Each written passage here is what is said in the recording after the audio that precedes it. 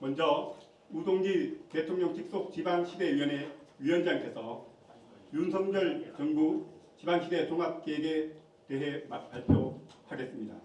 이어서 장상윤 교육부 차관께서 교육발전특구 추진계획 시안에 대해 발표하겠습니다.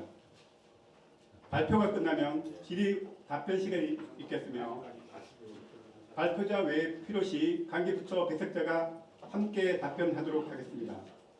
지금부터 윤석열 정부 지방시대 종합계획 및 교육발전특구 추진계획 시안 발표 사전 브리핑을 시작하겠습니다. 먼저 우동기 대통령 직속 지방시대위원회 위원장께서 윤석열 정부 지방시대 종합계획에 대해 발표하겠습니다. 안녕하십니까. 지방시대위원회 우동기 위원장입니다. 대통령 직속 지방시대위원회는 제1차 지방시대 종합계획을 수립하였습니다. 지방시대 종합계획은 지방시대위원회의 중점 추진 과제와 17개 시도가 제출한 시도 지방시대 계획, 17개 부처청이 제출한 부문별 계획, 초광역권을 설정한 7개 권역별 초광역권 발전 계획을 반영하여 작성하였습니다. 그리고 지방시대위원회의 심의와 의회를 거쳐 지난 10월 30일 국무회의의 심의를 완료하였습니다. 제1차 지방시대 종합계획은 지난 20년간 별도로 수립되어 온 국가균형발전계획과 지방분권 종합계획을 최초로 통합 수립한 계획으로서 지방분권 과제와 균형발전 시책을 효과적으로 추진하기 위한 5년 단위의 중기계획입니다. 그간 지방시대위원회에서는 시도와 중앙부처가 참여하는 협의회, 지역정책과제 관계부처 회의, 분야별 전문가 및 주요 학회 등 각계의 의견을 폭넓게 수렴하여 수립하였습니다. 이를 토대로 지방분권, 교육개혁, 혁신성장, 특화발전, 생활복지의 지방시대 5대 전략을 마련하였습니다. 이러한 전략에 따라 구성된 22대 핵심 과제를 중심으로 각 시도와 부처가 종합계획을 앞으로 실천해 나갈 것입니다. 먼저 지방시대위원회와 중앙부처가 함께 추진하는 중점 추진 과제를 말씀드리겠습니다. 첫째, 대통령 지역공약을 구체화한 지역정책과제의 체계적 이행을 지원하겠습니다. 지역발전에 꼭 필요한 과제를 지방시대 종합계획에 반영하여 관리하는 한편 과제별 추진사항을 고려하여 예산이 반영되도록 관계부처와의 협의하여 적극 지원하겠습니다.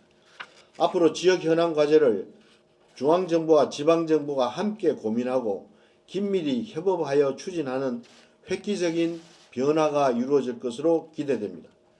둘째, 지방의 실질적인 활력을 제고하기 위해 생활인구를 늘리겠습니다.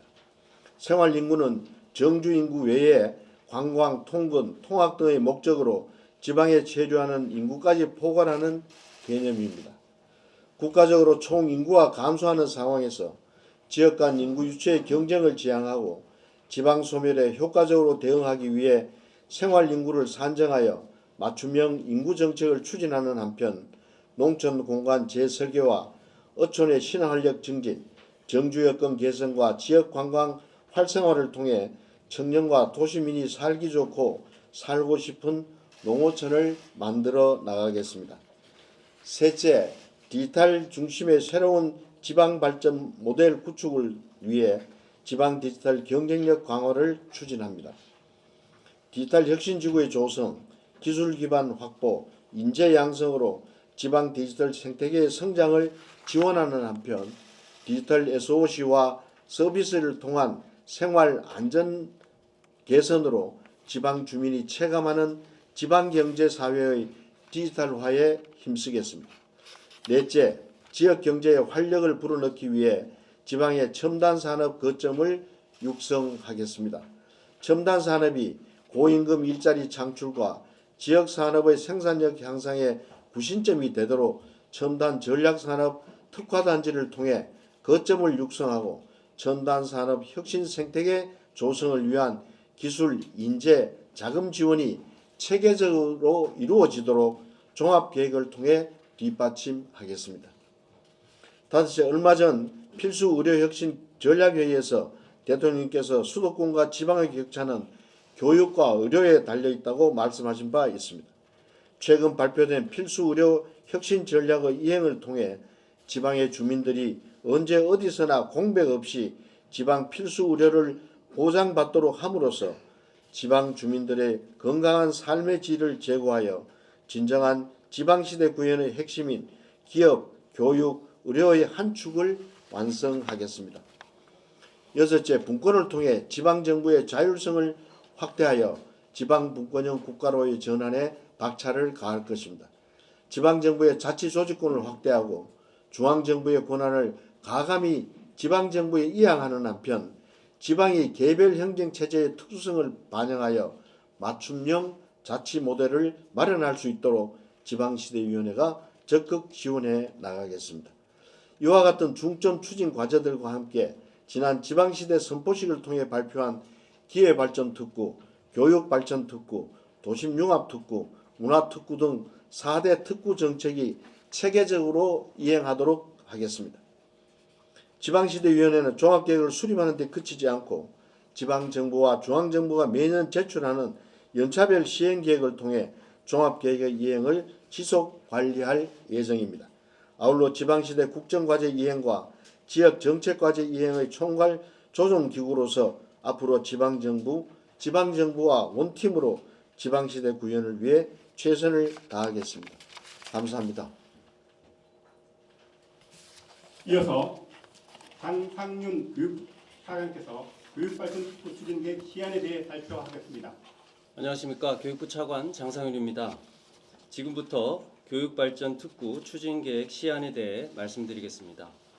교육발전특구는 앞서 발표한 지방시대 종합계획의 지방시대 5대 전략 중 인재를 기르는 담대한 교육개혁의 핵심 정책으로서 지난 9월 14일 지방시대 선포식에서 기본 추진 방향을 발표한 바 있습니다. 이번에 발표되는 시안에서는 지방정부와 대학, 산업체 등 기관들이 함께 지역의 교육 발전을 통합적으로 지원하고 교육을 통해 지역 발전을 견인하고자 하는 정책 목표를 충실히 반영하기 위해 사업 명칭을 교육자유특구에서 교육발전특구로 변경하였습니다. 정부는 교육발전특구를 통해 지역 주민들이 원하는 양질의 교육을 받을 수 있도록 유아부터 초중등, 대학 교육까지 지역교육 전반의 경쟁력을 제고하고 지방정부가 중심이 되는 교육개혁을 추진하여 정주 여건을 개선하고 지역교육 혁신 생태계를 활성화하고자 합니다.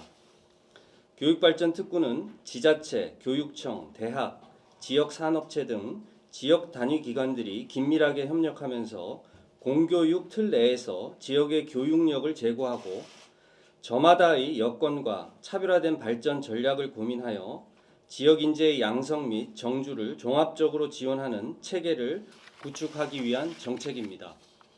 교육발전특구로 지정된 지역에서는 주민들이 원하는 좋은 교육과 우수한 인재들의 지역 정주를 위한 다양한 정책들을 지역의 여건과 특성에 맞게 추진할 수 있습니다. 정부는 이를 위한 운영 모델과 관련 특례를 지역 맞춤형으로 제공함으로써 교육 정책에 대한 지방 정부의 권한과 책임을 대폭 확대해 나가겠습니다. 교육발전특구의 지정은 기초지자체와 광역지자체 모두 가능하며 지자체장과 교육감이 공동으로 신청할 수 있습니다. 기초지자체를 대상으로 하는 1유형은 기초지자체장과 교육감이, 광역지자체 전체를 대상으로 하는 2유형과 광역지자체가 지정하는 기초지자체를 대상으로 하는 3유형은 광역지자체장과 교육감이 공동으로 신청할 수 있습니다. 지자체장과 교육감이 함께 지역별 관심 분야 중심의 교육발전 특구 운영 방안과 지역 여건에 적합한 특구 운영 모델을 마련하고 이를 위한 지역 맞춤형 특례를 상향식으로 제한하는 방식으로 추진할 예정입니다. 또한 교육부의 지역혁신 대학 지원 체계인 라이즈와 교육국제화 특구 등 다양한 교육개혁 정책뿐만 아니라 지방시대 4대 특구 등 지역협력 사업과도 연계하여 교육을 핵심 동력으로 하는 지역발전 전략의 운영 성과를 높이고자 합니다. 교육발전 특구를 본격적으로 운영하기 전 단계에서 지역의 다양한 특례 수요와 우수한 특구 운영 모델을 발굴하기 위한 시범 운영을 내년부터 우선 실시합니다. 이를 위해 금년 11월 말에 교육발전 특구 시범 운영 기본 계획을 발표하고 12월부터 시범 운영 지역 지정을 위한 공모 절차에 착수하겠습니다. 시범 지역 지정 규모는 사전에 정해두지 않고 공모 심사 과정에서 유형별 특구 신청 현황과 추진 내용 등을 종합적으로 검토하여 추후에 단계적으로 결정해 나가겠습니다. 시범사업 운영 기간은 3년이며 시범 운영 후 교육발전특구위원회의 평가 등을 거쳐 정식 지정 여부를 결정하게 됩니다. 재정적 측면에서도 지원이 이루어집니다. 시범지역 운영 단계에서는 지방교육재정, 특별교부금 등의 재원을 우선 투입하여 교육에 대한 지역의 투자가 원활히 이루어질 수 있도록 뒷받침할 예정입니다. 교육부는 이번 시안 발표 직후부터 찾아가는 교육발전 특구 설명회를 지역별로 개최하여 지자체와 교육청 등 지역 현장의 의견을 경청하고 지역과 함께 교육발전 특구 정책을 만들어 나갈 예정입니다. 저출생, 고령화로 인한 인구 감소와 지역 간 격차 심화로 인한 지역 소멸 위기 속에서 교육발전 특구 사업을 통해 공교육 혁신과 지역 인재 기반 조성뿐만 아니라 교육, 산업, 문화, 정주 여건 개선을 연계한 통합적 지역 발전 전략이 추진될 수 있을 것으로 기대합니다. 앞으로 지역별 맞춤형 교육 발전을 통해 지방주도 균형 발전, 책임 있는 지방분권의 지방시대 구현을 위한 새로운 의미와 가치를 창출할 수 있도록 교육부가 앞장서서 지원하겠습니다. 감사합니다. 지금부터 브리핑 내용 중 궁금하신 사항에 대해서 질의 답변 시간을 갖도록 하겠습니다. 질의가 있으신 기자님은 손을 들어 의사를 밝혀주시고 제가 지명하면 질의해 주시기 바랍니다. 질의 시에는 마이크를 켜시고 언론사 명과 성명을 먼저 말씀해 주시기 바랍니다. 시정신문 안대기 기자입니다. 방금 말씀하신 교육발전 특구 관련해서 내년도 시범사업 운영 시 중점적으로 평가해서 정식으로 특구를 지정하게 되는 평가 요인이 어떤 건지 궁금합니다. 예, 우리 장상민 차관님.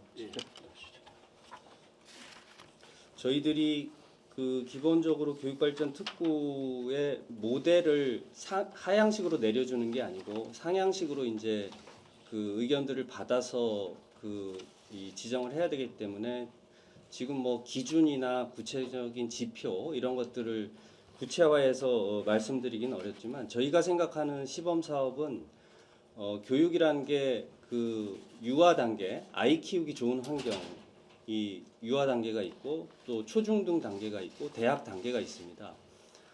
그 내용 중에 지금 이제 지역 균형 발전 차원에서 교육이 역할을 해야 된다는 측면에서 기존에 정부가 하고 있던 제도적으로 어떤 규제가 있어가지고 자율성이나 이런 모델을 운영하기 어려웠던 부분들을 자율적인 이런 생각을 바탕으로 운영 모델을 만드는 거.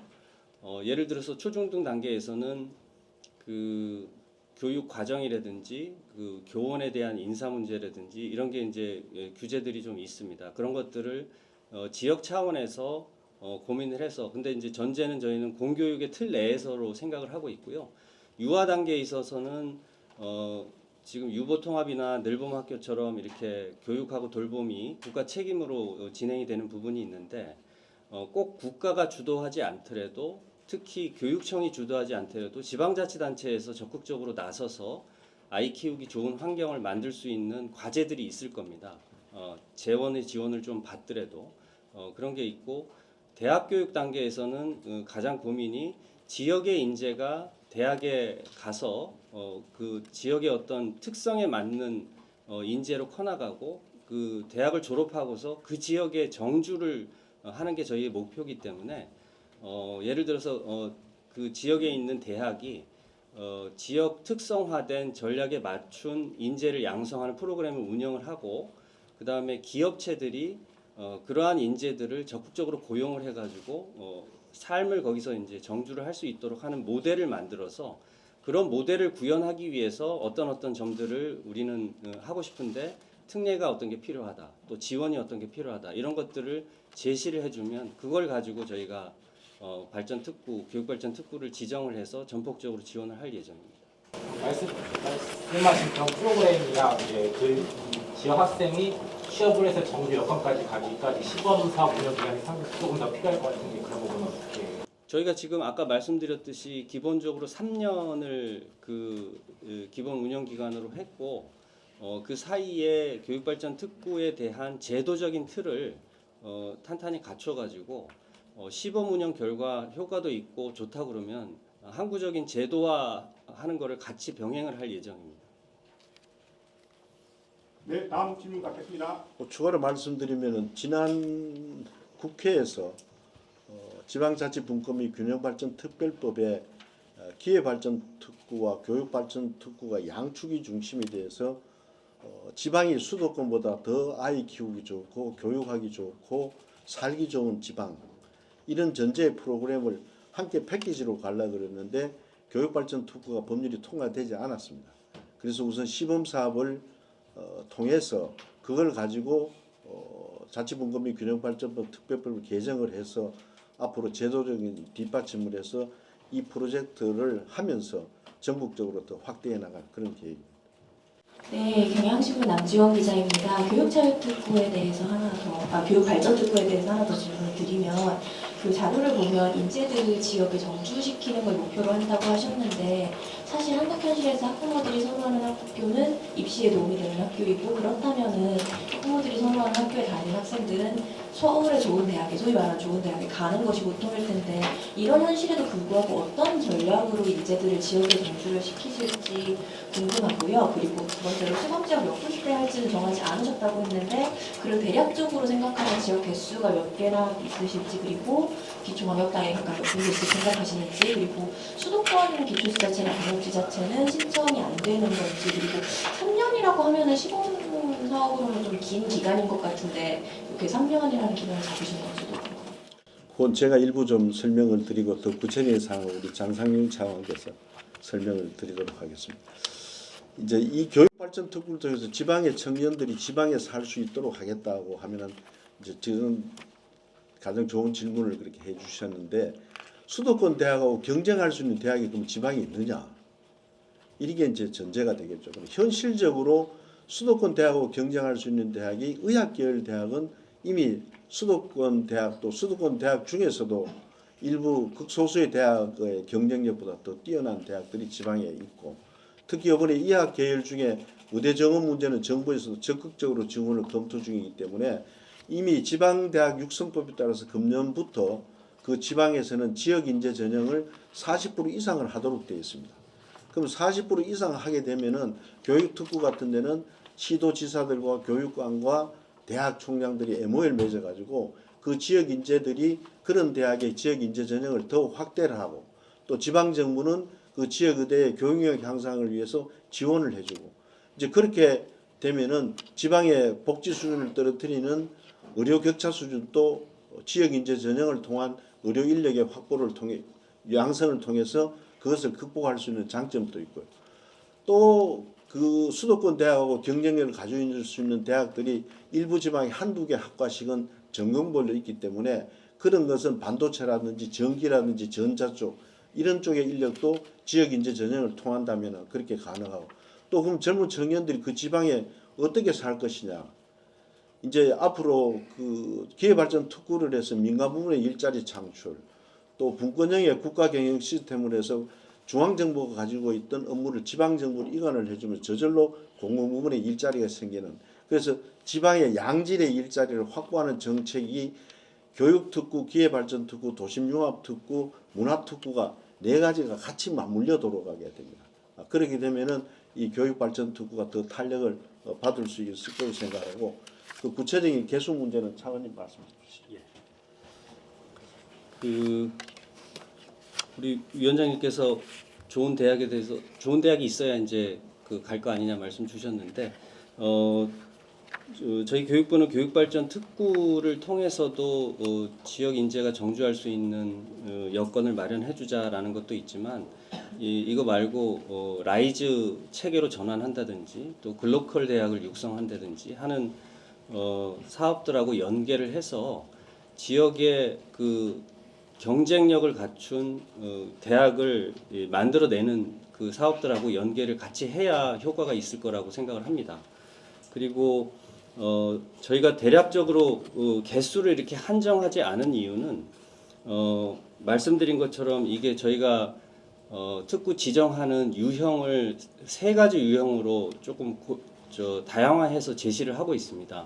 기초지자체 단위에서도 할 수 있고 광역 전체가 할 수도 있고 광역 내에 기초 몇 개가 묶어서도 할 수도 있고 그래서 교육 그 발전 특구에 대한 얘기가 나오기 초창기부터 기초지자체 단위에서 여기에 관심을 가지고 미리 준비를 해온 지자체들도 지금 꽤 있습니다. 저희도 현장 방문을 여러 군데를 다녔었는데 이렇게 개수를 한정해 놓지 않은 이유는 이게 자발성을 가지고 상향식으로 추진한 거기 때문에 그 발전 특구에서 하려고 하는 내용들이 서로 다를 수가 있고 사이즈가 다를 수도 있고 또 재원도 다를 수가 있고 그 다음에 이제 준비도도 많이 다를 수가 있습니다. 그래서 우선은 오픈해서 이렇게 열어두고 그런 의향들을 골고루 받아가지고 준비가 좀 빨리 되고 어느 정도 충분히 할 수 있는 거는 먼저 시범 운영을 하도록 열어주는 게 저희의 그 기본적인 방침입니다.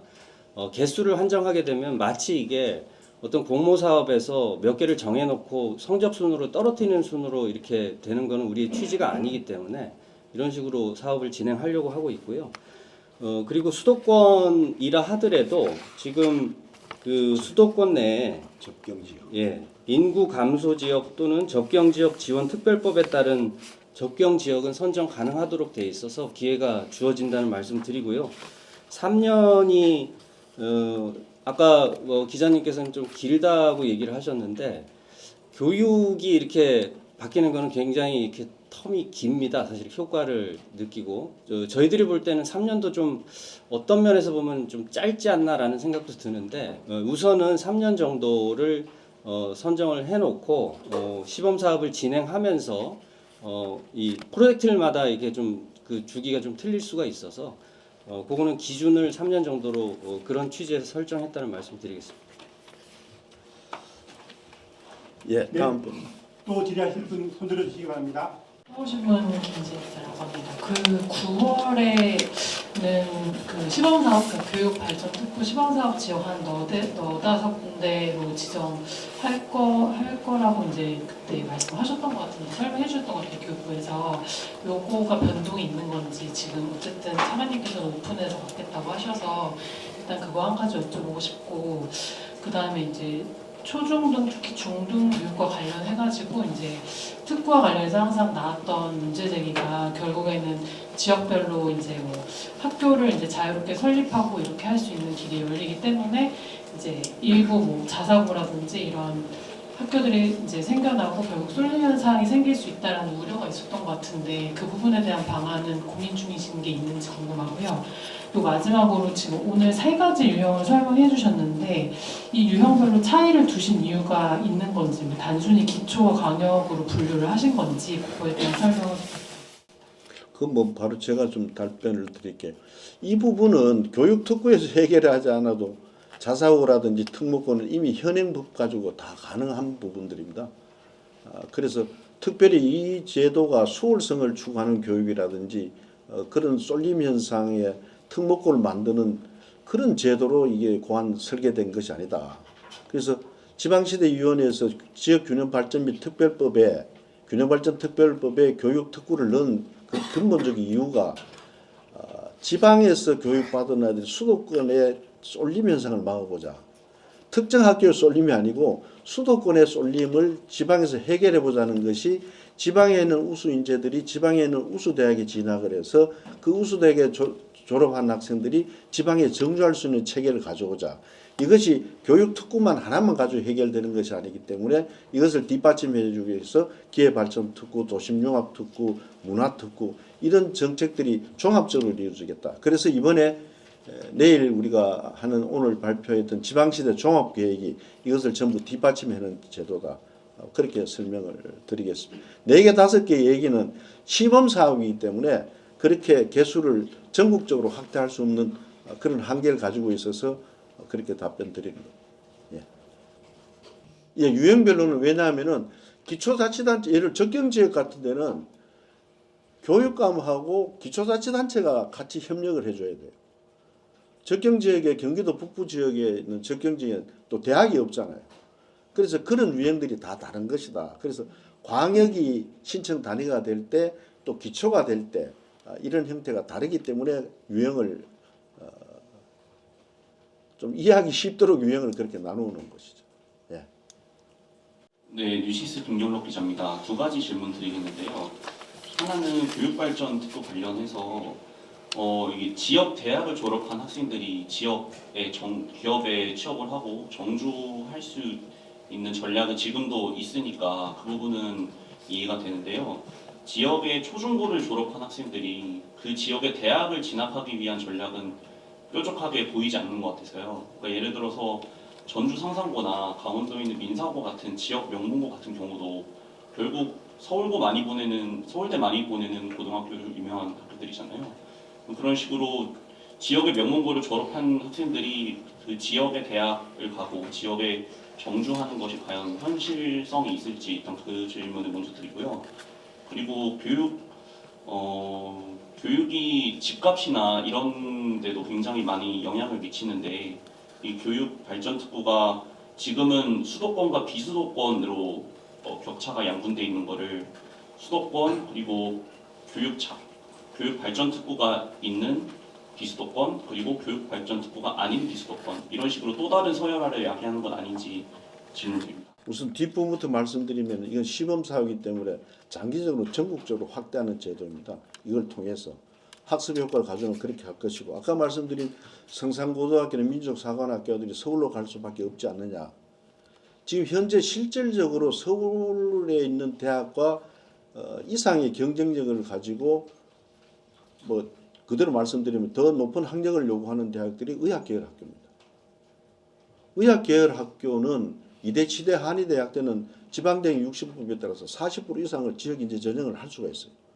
그럼 이것은 지방정부하고 대학하고 교육청이 협력관계를 가져온다면 이것이 더 확대될 것이다. 예를 들어서 부산에 있는 대학 같은 데 한 90%를 지역인재를 뽑아요.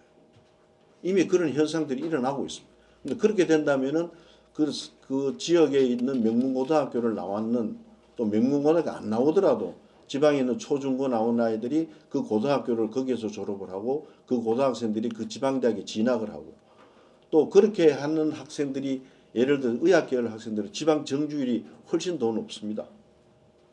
그러면 지방에서 필요한 부족한 의료 인력도 확보할 수 있는 그런 장점을 가지고 있다. 이 제도는 가장 큰 핵심이 정주 체계를 지방에 있는 학생들이 수도권에 오지 않고도 수도권 못지않는 삶의 질을 확보할 수 있는 맞춤 돌봄과 지방정부의 가장 큰 역할은 돌봄과 보육을 지방정부가 책임을 지는 겁니다. 교육청은 중고등학교 교육을 사교육 아닌 공교육 체계로 책임을 지고 그 지방에 있는 대학은 이렇게 공교육에서 공부한 학생들을 그 지방대학이 입학을 할 수 있도록 입시 제도를 활용을 해주고 또 거기에 나온 아들이 지방에 정주하는 이런 선순환 체계를 마련하지 않고는 청년 인구의 50% 이상이 서울로 집중하는 현상은 도저히 막을 수 없다. 그런 문제 의식에서 이 제도가 공항되었습니다. 우리 김경록 기자님이 그 교육발전 특구 얘기할 때 항상 자사고나 특목고 만들려고 하는 제도 아니냐 그러는데 그 말씀하신 민사고, 상산고 같은 케이스를 보게 되면 일단은 전국 단위 모집이죠. 그죠? 그러니까 기숙사를 활용하고 있고 또 우수한 학생을 전국에서 뽑아가는 구조입니다. 교육발전 특구는 그런 거를 그 상정을 하고 만든 특구가 아니고 그 지역 단위에서 지역 주민들이 원하는 그 좋은 학교를 원하고 만들어보자라는 거고, 그래서 공교육 틀레라는 말씀을 좀 드린 거고, 교육감이 신청을 하게 되는 것도 그 이유입니다.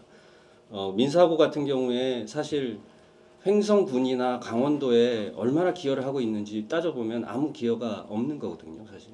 그래서 교육발전 특구가 지향하는 그런 좋은 학교라는 게 결코 그런 학교는 아니다, 이렇게 이해를 해주시면 될 것 같고, 고등학교까지만 졸업하고 대학은 연계가 되지 않지 않느냐, 뭐 이런 또 의문이 있을 수 있는데, 저희들이 지금 이제 시범 운영을 하기 위해서 지역의 의견들을 많이 듣고 있는데, 예를 들어서 특정 지역에 첨단 분야의 어떤 기업체가 있어가지고 그거를 특성화해가지고 전략적으로 육성을 하려고 그러면 대학 단위에서의 인재 프로그램을 그쪽에 맞춰주고 특성화된 프로그램을 요구를 하기도 하지만, 지자체 단위에서는 고등학교를 지정을 해가지고 지금 고교 학점제 같은 걸 하게 되면 진로나 적성에 맞는 과목들을 많이 늘 수가 있습니다. 그래서 그 지역의 특성화된 전략의 기업에 나중에 취업이 용이할 수 있도록 고등학교 단계부터 그런 과목들을 넣어주고, 거기에서 길러진 인재가 그 지역에 있는 대학으로 가고, 완전히 특화된 인력이 정말 맞춤형으로 그 지역 기업에 취업을 해서 정주를 할 수 있도록 이런 식으로도 연계가 가능한 거기 때문에 그렇게 좀 이해를 해주시면 좋을 것 같습니다. 네, 또 질의 있으신 기자분 질의해 주시기 바랍니다. 네, 가정경제 공부입니다. 저는 그 지방인구 소멸에 대해서 좀 질문드리고 싶은데요. 얼마 전에 어떤 언론사에서 조사를 했는데 전국에서 가장 출산율이 높은 도시가 세종시라고 검색이 있습니다.